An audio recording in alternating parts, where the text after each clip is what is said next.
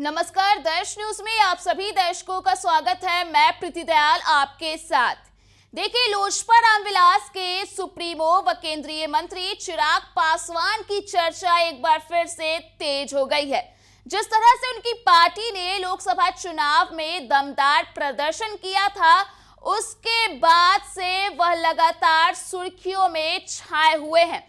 ऐसे में अब चिराग पासवान की गतिविधियों से अंदाजा लगाया जा रहा है कि वे खुद को और भी ज्यादा मजबूत करने में जुट गए हैं। दरअसल बिहार में तो 2025 में विधानसभा चुनाव होने वाले हैं, लेकिन बात अगर करें झारखंड की, तो झारखंड में इसी साल के अंत तक विधानसभा चुनाव होने वाले हैं, जिस पर चिराग पासवान की नजर बनी हुई है। जी हाँ, खबर है कि केंद्रीय मंत्री चिराग पासवान की पार्टी लोजपा रामविलास ने झारखंड में विधानसभा चुनाव से पहले 28 सीटों पर दावा ठोक दिया है। वहीं चिराग पासवान ने राजधानी रांची में लोजपा रामविलास के राष्ट्रीय कार्यकारिणी की बैठक बुला ली है, जिसके बाद सियासी गलियारे में हलचल तेज हो गई है। इधर यह भी कहा जा रहा है कि चिराग पासवान के इस दावे से भारतीय जनता पार्टी यानी कि बीजेपी की चिंता बढ़ गई है। बता दें कि इससे पहले बिहार के मुख्यमंत्री नीतीश कुमार की पार्टी जनता दल यूनाइटेड ने भी झारखंड में 11 सीटों पर अपनी दावेदारी पेश की थी। ऐसे में एनडीए में सीट शेयरिंग को लेकर के माथापच्ची होने के आसार नजर आ रहे हैं। जानकारी के मुताबिक लोजपा रामविलास की राष्ट्रीय कार्यकारिणी की बैठक 25 अगस्त यानी कि रविवार को रांची में होगी। इसमें पार्टी के राष्ट्रीय अध्यक्ष चिराग पासवान समेत 85 अन्य पदाधिकारी शामिल होंगे। इस बैठक में पार्टी के राष्ट्रीय अध्यक्ष का भी चयन किया जाएगा।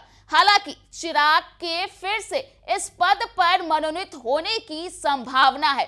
इसके अलावा राष्ट्रीय कार्यकारिणी झारखंड, बिहार, हरियाणा समेत अन्य राज्यों में विधानसभा चुनाव को लेकर के अपनी रणनीति बनाएगी। इधर एक हिंदी वेबसाइट की माने तो प्रदेश लोजपा की ओर से कहा गया है कि झारखंड में चिराग पासवान की पार्टी की 28 सीटों पर चुनाव लड़ने की तैयारी कर रही है। इसकी लिस्ट पार्टी आला कमान को भेजी जा चुकी है। रविवार को रांची में होने वाली राष्ट्रीय कार्यकारिणी की बैठक में इस पर भी चर्चा की जाएगी। इधर यह भी बता दें कि इससे पहले जेडीयू ने भी झारखंड में 11 सीटों पर चुनाव लड़ने की तैयारी की बात कही थी। झारखंड जेडीयू की ओर से 11 सीटों पर संभावित प्रत्याशियों की लिस्ट सीएम नीतीश कुमार को सौंपी गई थी। झारखंड के पूर्व सीएम रघुवर दास को निर्दलीय हराने वाले पूर्व मंत्री सरयू राय हाल ही में जेडीयू में शामिल हो गए हैं। राज्य में इसी साल विधानसभा चुनाव होने वाले हैं।